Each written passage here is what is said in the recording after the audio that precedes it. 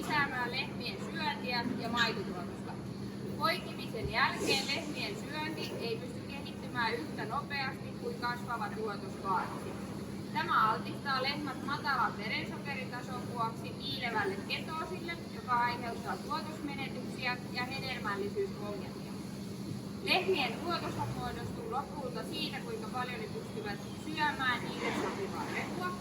Ja asetona energiatuotteet nostavat lehmien verensokeritasoa, lisäävät niiden syöntihalua, syöntiä ja sitä kautta maitotuotosta. Näitä tuotteita löytyy sekä liuosmaisina että rakeisina.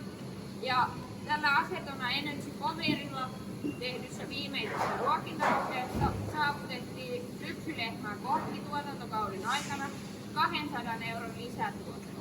Eli pieni investointi vastapoikineeseen todellakin kannattaa.